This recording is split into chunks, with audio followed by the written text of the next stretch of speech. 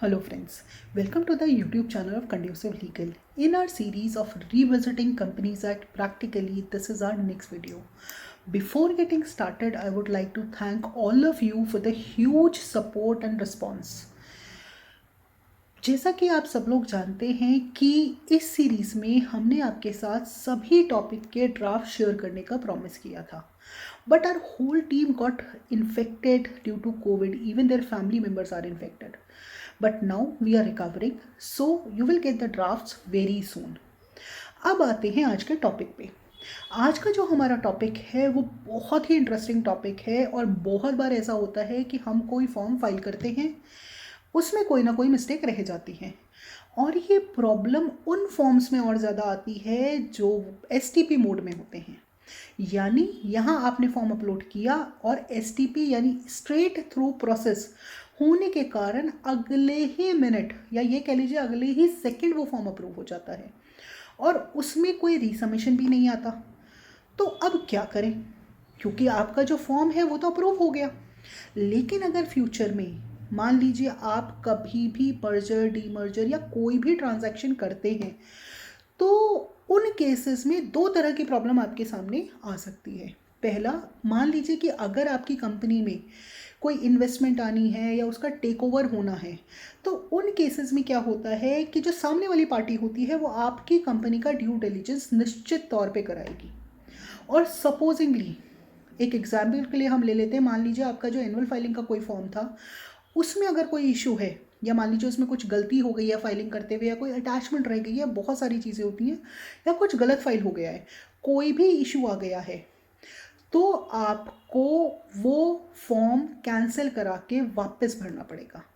अगर आपको कोई इशू आया है और वो फॉर्म आपको कैंसिल करा के वापस भरना पड़ा, तो आप जानते हैं एनुअल फाइलिंग की जो पेनल्टी है that is 100 rupees per day. तो उसके 100 रुपीज़ पर डे के हिसाब से आपको एक बहुत ही हैवी पेनल्टी पे करनी पड़ेगी. सिमिलरली अगर आप मान लीजिए मर्जर या डीमर्जर के लिए जाते हैं या इवन एक छोटा सा केस है शिफ्टिंग के लिए भी जाते हैं, तो उन केसेस में भी आपको पता है जैसे कि ROC की रिपोर्ट लगती है या ये कह लीजिए ROC से आपको NOC लेनी पड़ती है. उन केसेस में भी बहुत बार ऐसा होता है कि ये फॉर्म्स आपको कैंसिल कराने पड़ते हैं और कैंसिल करा के आपको नया फॉर्म फाइल करना पड़ता है, तो जिसकी वजह से आपको बहुत हैवी पेनल्टी लग सकती है. तो अब अगर आपको पता चल जाए कि कोई फॉर्म है जो एक STP फॉर्म था उसमें आपसे कोई मिस्टेक हो गई है, तो it's better to get that cancel and file a fresh form as and when you got to know कि उस फॉर्म में कोई गलती हो गई है.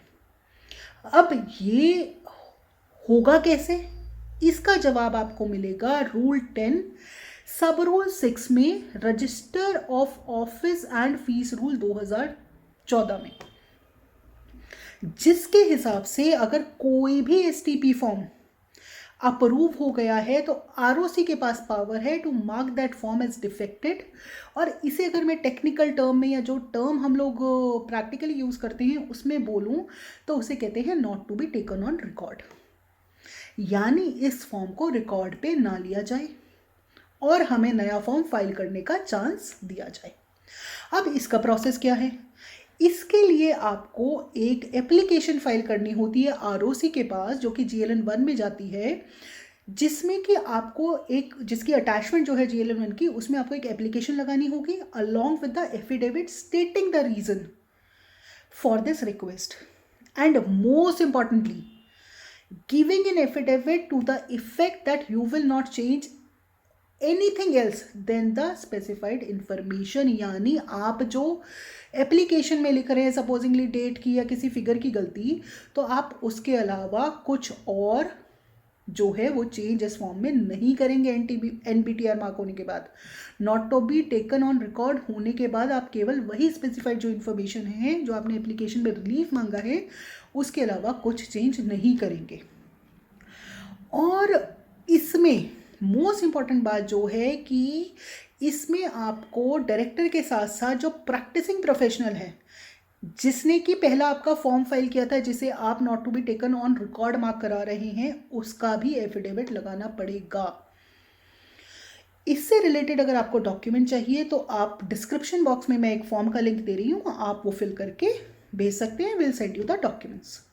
यहाँ पे एक और बहुत इम्पॉर्टेंट पॉइंट है, जिसे कि आप नोट कर लीजिए या ये कह लीजिए बहुत इम्पॉर्टेंट, मैंने अपनी प्रैक्टिकल लाइफ में बहुत बार देखा है कि आप किसी से भी पूछिए, आप नॉर्मली क्या होता है, हम कहीं फंसते हैं तो we talk to our professional colleagues या हम अपने साथ के लोगों से बात करते हैं, तो यहाँ पे आपको बहुत बार ये सलाह दी जाती है कि कोई नहीं, अगर आपका कोई फॉर्म गलत फाइल किया गया है, अगर एमसी एक्सेप्ट कर ले तो आप सेम नया फॉर्म फाइल कर दो विद एन एक्सप्लेनेशन लेटर।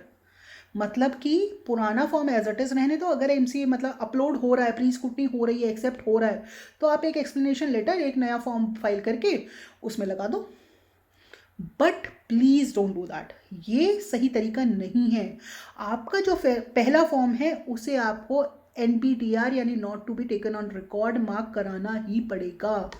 और हाँ, पहला फॉर्म भले ही आपने जो है विद इन टाइम फाइल किया हो, उसकी ड्यू डेट नहीं निकली हो, बट अगर रिवाइज फॉर्म फाइल करते टाइम आपका फॉर्म लेट है तो यू हैव टू पे द एडिशनल फीस। उसमें आपको कोई रिलैक्सेशन नहीं मिलेगा। आप आरओसी के पास ये प्ली लेके नहीं जा सकते कि हमने तो पहले टाइम पे फॉर्म की फाइल किया था, लेकिन अब गलती के लिए हम रिवाइज कर रहे हैं तो हमें एडिशनल फीस ना लगी जाए। जो भी एडिशनल फीस होगी वो आपको पे करनी ही पड़ेगी। तो this is all about how to mark your form not to be taken on record, या फिर आरओसी में जो फाइल्ड फॉर्म है उसे कैंसिल कैसे कराया जाए। बट मार्क माई वर्ड्स, ये वाला प्रोविजन केवल STP फॉर्म्स के लिए एप्लीकेबल है। नॉर्मल अप्रूवल रूट वाले जो फॉर्म्स हैं उनके लिए ये एप्लीकेबल नहीं है।